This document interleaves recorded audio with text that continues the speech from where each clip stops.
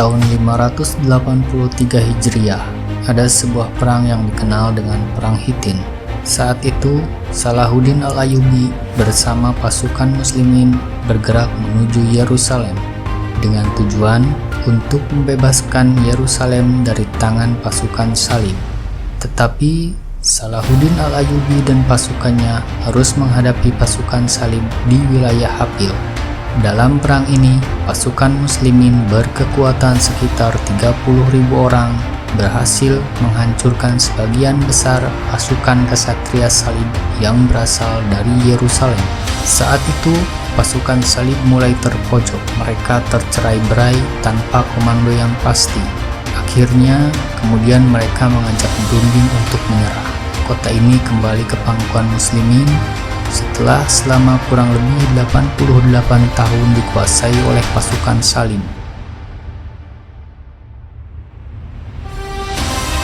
Salahuddin Al-Ayyubi merupakan salah satu tokoh besar dalam Islam yang mau atau tidak mau, suka atau tidak suka, hingga saat ini ternyata masih menyisakan rasa gentar di kalangan masyarakat Eropa.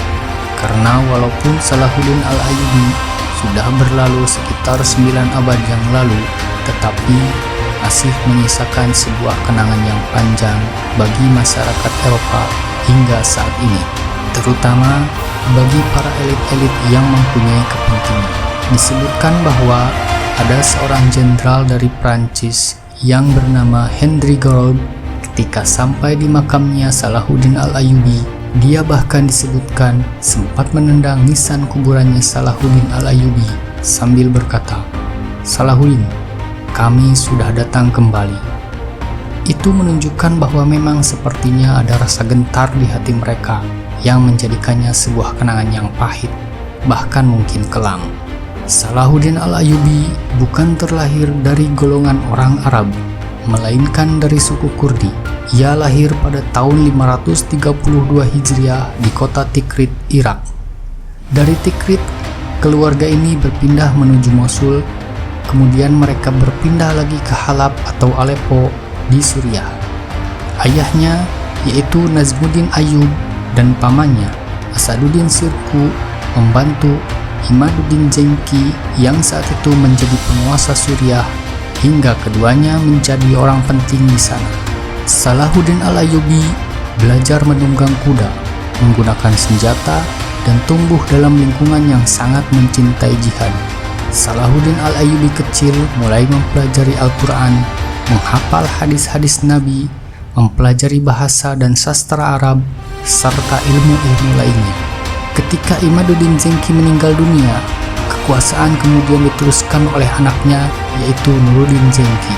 Nuruddin Zenki bercita-cita ingin merebut kembali Palestina dari kekuasaan pasukan Salim.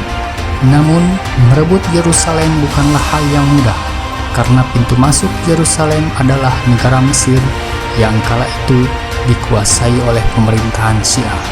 Salahuddin Al-Ayyubi dilahirkan di masa ketika negeri-negeri Islam saat itu terpecah belah.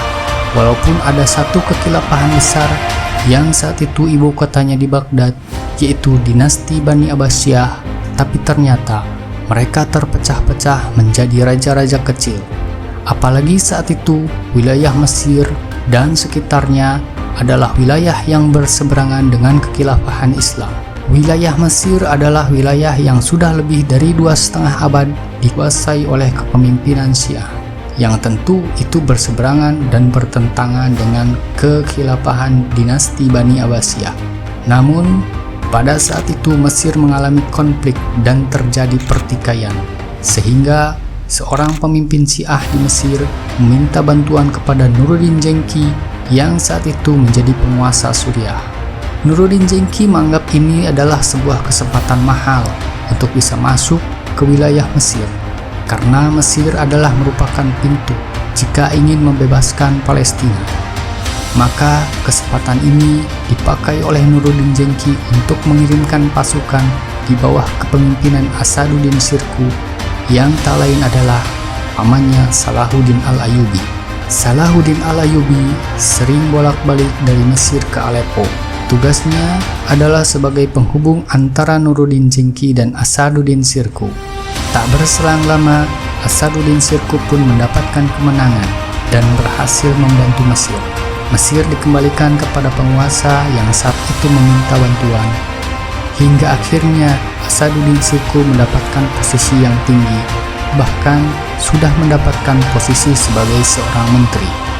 Namun tak lama Asaduddin Shirkuh meninggal dunia dan posisinya pun digantikan oleh Salahuddin Al-Ayyubi.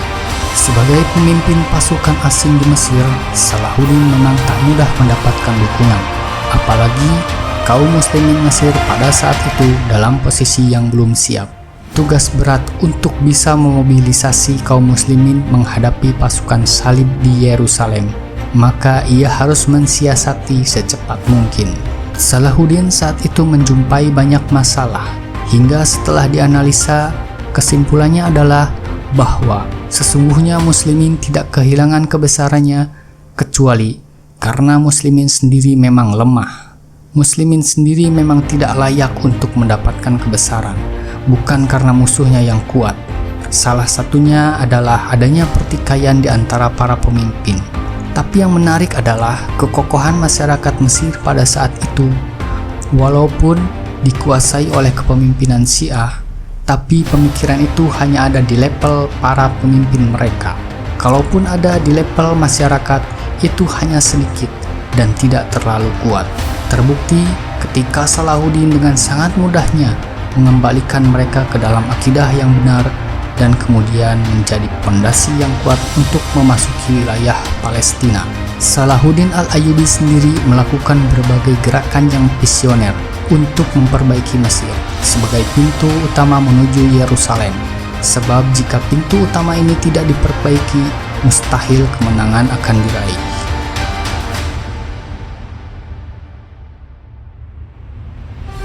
Salahuddin Al-Ayyubi menanamkan dua pondasi dasar yang amat kuat di masyarakat Mesir yang dipimpinnya. Yang pertama adalah membangun iman dan akidah yang benar. Hal ini penting bukan hanya untuk Mesir, tapi juga Syam hingga Irak. Untuk membersihkan akidah kaum muslimin, beliau mendirikan madrasah-madrasah serta menyemarakan dakwah. Yang kedua adalah mewujudkan persatuan di antara wilayah-wilayah itu.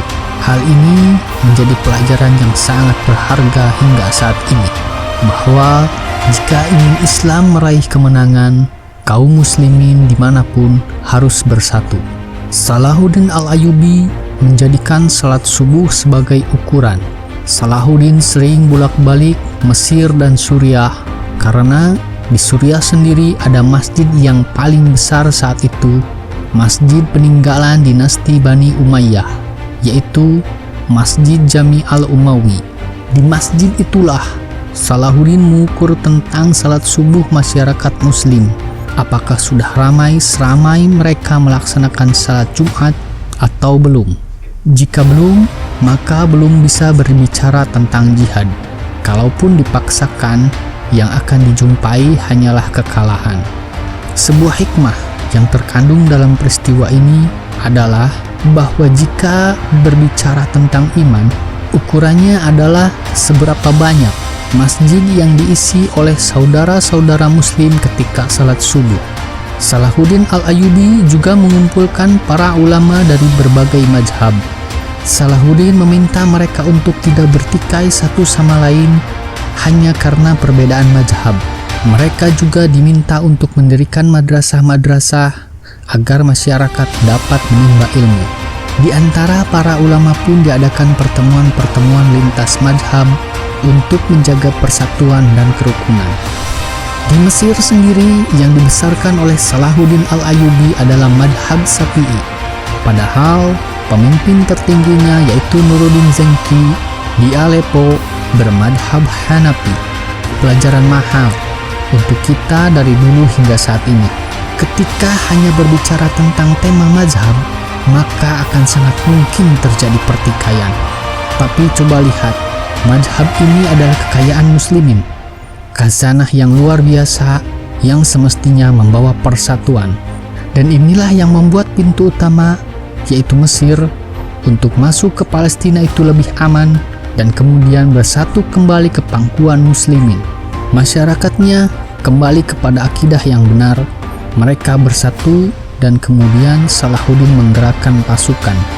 Hingga akhirnya di tahun 583 Hijriah terjadilah perang besar yang disebut dengan Perang Hittin, di mana disitulah kekalahan telak pasukan Salim.